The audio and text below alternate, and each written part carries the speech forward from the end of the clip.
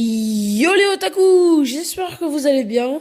Pour ma part, ça va bien. C'est moi, Ken Kaneki. Ken Sama ou Ken Pum. Bref. Donc aujourd'hui, je veux vous parler de Ken, bien sûr, parce que ça, c'est la deuxième vidéo. Si vous n'avez pas vu la vidéo présentation, n'hésitez pas à aller voir, etc., etc. Donc moi, pour ma part, je vais faire une vidéo maintenant, et pour les autres, je sais pas. Donc, cette vidéo est basée sur la vie de Ken dans Tokyo Ghoul. Si vous voulez pas vous faire spoiler, quittez la vidéo et si vous avez fini de regarder Tokyo Ghoul, venez regarder cette vidéo. Donc, tout commence avec un jeune homme qui s'appelle Ken.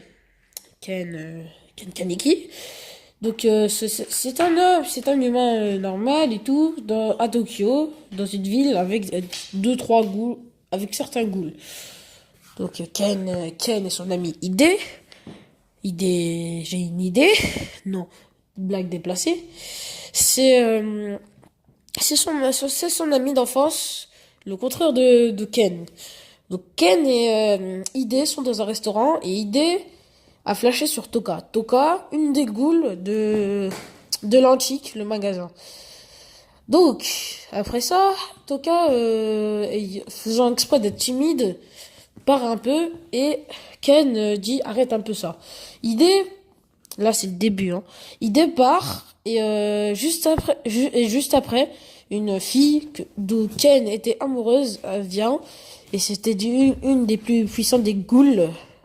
Elle s'appelait euh, je vous dirai ça vers la fin ou je sais pas parce que je me rappelle plus. En tout cas, les cheveux violettes et elle avait flashé sur Ken mais pour le dévorer, quoi. Oui, pour le dévorer. Donc, à ce moment-là du stade, Ken le voit lire un livre que Ken aime aussi. Donc, Ken fait, waouh, elle aime ça et tout, et tout, tout, tout. Nanana. Puis, il lui raccompagne jusqu'à chez lui. Mais à un moment, il continue tout droit, mais il voit une ruelle sombre. Il dit, la fille lui dit avec un ton un peu nerveux, c'est par là. Donc, ils y vont. À peu près des rails de métro, elle voit sa véritable identité, que c'est une goule. Elle met son cagonet, et on voit ses deux yeux de goule, genre, vous voyez quoi, non, rouge. Non, rouge la pupille et tout autour noir. Excusez-moi, je suis un peu malade. Donc, Ken, terrorisé, de bouge pas. Ça, y a la fille, oh, j'ai oublié son nom, je vous dirai ça pendant le montage. Elle l'attaque. Genre, lui met un coup de son cagonet. Son cagonet est un organe que les ghouls possèdent pour se défendre. Lui attaque, lui enlève son foie. Et son foie, voilà. Donc il se tient à une main, il court, il court. Il arrive vers un chantier. Il s'est fait attaquer une deuxième fois, mais à l'œil. Genre, il perd son œil. Et ceux qui en sont au-delà du stade de ce manga verront que son œil est remplacé par un œil de ghoul. Un œil de ghoul. Donc, comme je le disais, ils étaient arrivés vers un chantier et Ken était au bord de mourant, voilà. Et tout d'un coup, on voit un truc qui se détache en haut. Et on voit quoi? C'est des poutres qui tombent sur, j'ai oublié comment ça s'appelle, la goule. On voit pas qui c'est, ni rien, c'est encore rien. On saura peut-être ça à la saison 3. Bref. Ken, terrorisé, s'évanouit et la goule meurt. Arrivé à l'hôpital, comme je vous ai dit tout à l'heure, Ken, on le voit se réveiller avec son œil de gouille grand ouvert et son autre, pardon, œil à moitié ouvert, genre un peu genre la moitié quoi. Le docteur vient vers lui quand il a repris ses esprits, il a guéri de ses blessures. Il lui dit qu'ils ont dû le mettre le cagonet de la goule, genre une organe pour qu'il puisse vivre parce qu'ils n'avaient pas d'autres trucs de rechange. Parce que quand elle est morte, elle avait d'autres organes qu'elle pouvait mettre sur Ken pour le sauver. Son œil, son foie et le cagonet. Son œil, son foie, son cagonet. Depuis, Ken commence un peu à stresser de sa vie de ghoul. Je vais vous dire le mot d'une goule à un œil et avec un cagonet. Une goule borgne. Borgne à un œil. Donc voilà. Il commence à stresser. Il dit que il y a Toka, non. En fait, il regarde une information sur les ghouls qui disent que les ghouls ne peut pas manger d'autre que des humains. Ken étant stressé, désolé de ce petit coupage, Ken étant stressé, essaie de manger un truc qu'il adore. Il commence déjà par le lait. Il le prend, il court vers la salle de bain, il vomit.